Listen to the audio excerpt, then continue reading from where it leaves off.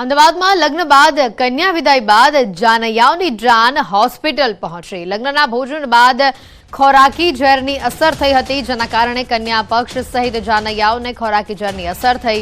રાજપીપળાથી હિમાંશુ ભાવસારની એક luxury bus અને કારનો કાફલો અમદાવાદના નિકોલમાં લગ્ન માટે આવ્યો હતો અને નિકોલમાં વિશાલા લેન્ડ પાર્ક હોટલ અને બેન્ક્વેટમાં ઉતારો અને ભોજન રાખવામાં આવ્યું હતું, જેમાં ખોરાકી ઝેરની અસરના દર્દીઓના મતે ભોજન આરોગ્ય બાદ તેઓને ઉલટી અને ઝાડાની ફરિયાદો થઈ હતી। મોડી રાત્રે કન્યા વિદાય બાદ જાનૈયાઓ સીટીએમ એક્સપ્રેસ હાઈવે પહોંચ્યા ત્યારે તેઓને અસર થઈ હતી, જેના કારણે 6 લોકોને મણિનગરની એલજી હોસ્પિટલ ખસેડાયા હતા। ત્યારે કેટલાક જાનૈયાઓને નડિયાદમાં ઉલટી થઈ હતી, જેથી તેઓને ત્યાંની હોસ્પિટલમાં ખસેડાયા છે। ભોજન આરોગતા કન્યા પક્ષના લોકોને પણ અસર થઈ હતી।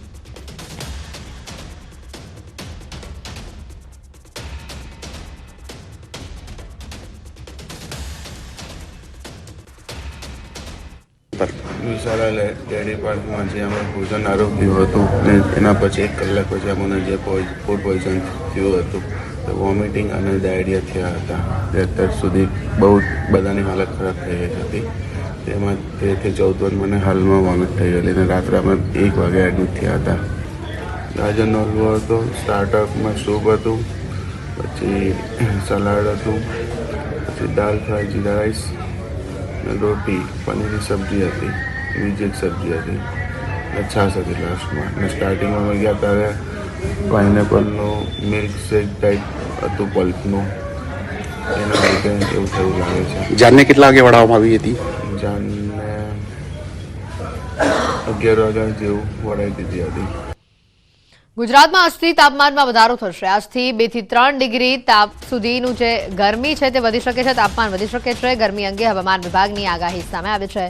આજે પણ પવનની ગતિ તેજ રહી શકે છે। આવતીકાલથી પવનની ગતિમાં ઘટાડો થઈ શકે છે। આજથી અમદાવાદનું મિનિમમ તાપમાન 18 ડિગ્રીની આસપાસ પહોંચી શકશે। તો હવામાન વિભાગના લોંગ ફોરકાસ્ટ અનુસાર ફેબ્રુઆરીના 3 સપ્તાહમાં દિવસ અને રાતના તાપમાનમાં સામાન્ય વધતા ગરમીનો અહેસાસ થઈ શકે છે। 24 आवर्स के लिए जो मिनिमम टेम्परेचर का फोरकास्ट दिया गया है वो नो लार्ज चेंज में रहेगा और उसके बाद 2 से 3 डिग्री सेल्सियस का ग्रेजुअल राइज का मिनिमम टेम्परेचर का फोरकास्ट दिया गया है।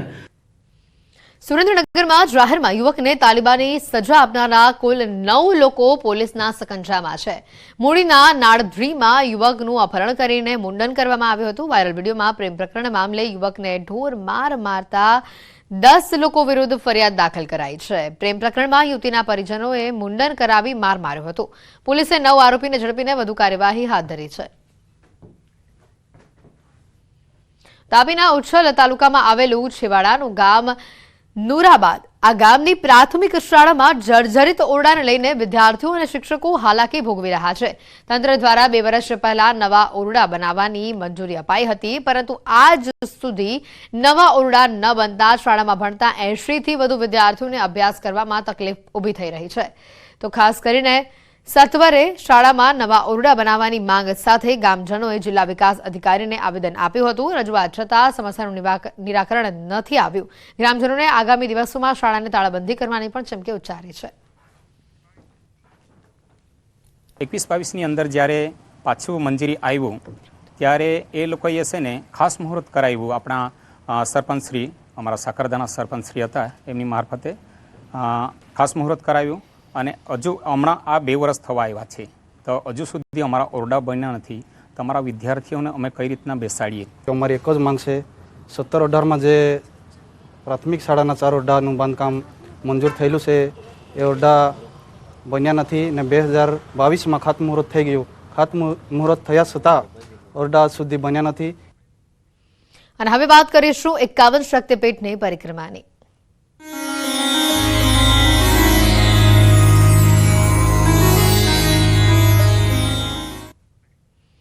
યાત્રાધામ અંબાજીમાં પરિક્રમા મહોત્સવનો આજે બીજો દિવસ છે। અંબાજીમાં આજે ચામર યાત્રા અને પાદુકા યાત્રાનું આયોજન કરવામાં આવ્યું છે। 51 શક્તિપીઠમાં 51 મંદિરમાં પાદુકા અર્પણ કરવામાં આવશે। 750 બસોમાં મોટી સંખ્યામાં ભક્તો પરિક્રમા મહોત્સવમાં દર્શન કરવા આવ્યા છે।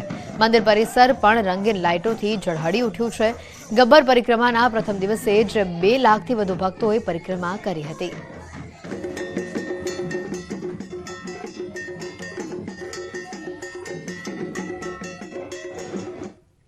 અમદાવાદના સાબરમતી રેલવે સ્ટેશનથી અયોધ્યા સ્પેશિયલ આસ્થા ટ્રેનનું પ્રસ્થાન કરાવાયું હતું. મંત્રી ઋષિકેશ પટેલે લીલી ઝંડી આપી ટ્રેનનું પ્રસ્થાન કરાવ્યું હતું. આ પ્રસંગે શહેરના ભાજપના ધારાસભ્ય, મ્યુનિસિપલ કાઉન્સિલર સહિતના મહાનુભાવ હાજર રહ્યા હતા. આ ટ્રેન થકી 1400થી વધુ રામભક્તો અયોધ્યા પહોંચી રામ મંદિરના દર્શન કરશે.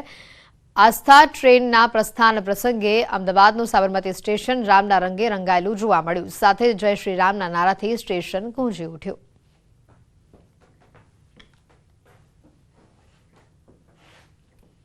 વલસાડમાં ખાડો ખોદવા બાબતે થઈ બબાલ. કુટુંબના જ સભ્યો વચ્ચે થઈ ગઈ લડાઈ. વલસાડના સરી ગામમાં ખાડો ખોદવા જેવી નજીવી બાબતે ડખો થઈ ગયો. કુટુંબના જ કેટલાક સભ્યો મહિલા પર પાઇપથી હુમલો કર્યો. ઘટના કંઈક એવી છે કે જમીનમાં ખાડો કરવા બાબતે કુટુંબમાં વિવાદ થયો હતો, જેમાં મહિલાની કુટુંબના કેટલાક સભ્યો સાથે શાબ્દિક બોલાચાલી થઈ. વાત એટલી આગળ વધી ગઈ કે પાઇપ વડે મહિલાના સાસુ પર હુમલો કર્યો. પરિવારના અન્ય સભ્યો પણ બહાર આવી જતા બંને પક્ષો વચ્ચે ઉગ્ર બોલાચાલી થઈ અને ઝપાઝપી થઈ. આરોપીએ તેમજ જાનથી મારી નાખવાની ધમકી આપતા ભીલાડ પોલીસ મથકે 2 ઇસમો વિરુદ્ધ પોલીસ ફરિયાદ નોંધાઈ હતી. રાજસ્થાનના આબુ રોડમાં બેફામ રફતારનો કહેર સામે આવ્યું. કાર ચાલકે લારીઓ સહિત બાઇકોને અડફેટે લીધી. અકસ્માતમાં 9 લોકો ઘાયલ થયા, જ્યારે તેમાં 4ની હાલત ગંભીર હોવાનું સામે આવ્યું. આબુ રોડ નજીક અંબાજી ચોકડી પાસેનો આ બનાવ છે. ઘાયલોને નજીકની હોસ્પિટલમાં સારવાર માટે ખસેડાયા છે. સ્થાનિકોએ કાર ચાલકને પકડી મેથી પાક ચખાડ્યો હતો.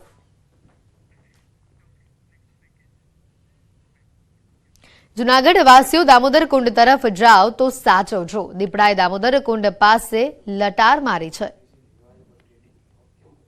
જૂનાગઢમાં ગિરનારની ગોદમાં ફરી એક વખત દીપડો દેખાયો. દામોદર કુંડ નજીક આવેલી મુચુકુંદ ગુફાની આસપાસ દીપડાએ આટાફેરા કર્યા. સાંજના સમયે અતિ પ્રાચીન ધાર્મિક સ્થળ નજીકથી જ્યારે દીપડો પસાર થયો ત્યારે જ ત્યાં હાજર કેટલાક લોકોએ મોબાઈલમાં વિડીયો બનાવ્યો, જેમાં દીપડો બિંદાસ બનીને આટાફેરા મારતો દેખાય છે. સ્થાનિકોનું કહેવું છે કે આ ભાગમાં ભાગ્યે જ દીપડો દેખાય છે, જ્યારે અન્ય વિસ્તારમાં ગિરનાર અભયારણ્યની અનેક વન્યજીવો આ રીતે બહાર આવી ચડે છે. સુરતથી અયોધ્યા જતી ટ્રેનમાં ગોધરાકાંડવાળી થતા રહી ગઈ.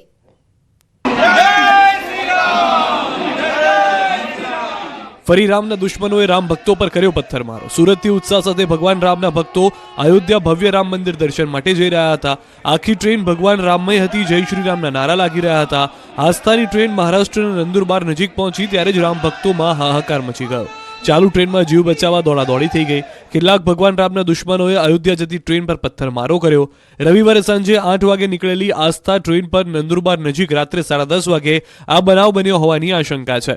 ટ્રેન નંદુરબાર રેલવે સ્ટેશનથી અંદાજે 1 કિલોમીટર બાદ આ બનાવ બન્યાની ચર્ચા છે. રેલવે પોલીસના મતે સ્થળ નિરીક્ષણ પર રેલવે પર કોઈ પથ્થરમારાના નિશાન મળ્યા નથી. જોકે પ્રવાસીઓની ફરિયાદના પગલે રેલવે પોલીસે ચેકિંગ દરમિયાન ટ્રેનની પાસેની જાળીઓમાં બેઠેલા માનસિક રીતે બીમાર એક વ્યક્તિની અટકાયત કરી છે. હાલમાં મામલે કોઈ ફરિયાદ નોંધાઈ નથી. ટ્રેનમાં કુલ 1340 યાત્રીઓ સવાર હતા. રેલવે પોલીસના નિરીક્ષણમાં પથ્થરમારાના કોઈ નિશાન નથી મળ્યા. જોકે સુરતના એક યાત્રીએ વિડીયોથી મોટો દાવો કર્યો છે. મોડી રાત્રે ટ્રેન પર પથ્થરમારો થયો હોવાનો દાવો કર્યો. કેટલાક પથ્થરમારો ટ્રેનની બારીમાંથી અંદર આવ્યા હતા. ટ્રેન પર પથ્થરમારો થતા પ્રવાસીઓમાં ડરનો માહોલ ફેલાઈ ગયો હતો. કેટલાક યાત્રીઓ તરત જ ટ્રેનની બારીઓ બંધ કરી બચાવ માટે પ્રયાસ કર્યા હતા. છતાં 2-4 પથ્થરો તો ટ્રેનની અંદર આવી જ ગયા હતા. પોલીસે પ્રારંભિક તપાસ કરીને મોડી રાત્રે ટ્રેનને નંદુરબાર રેલવે સ્ટેશનથી રવાના કરી દીધી હતી.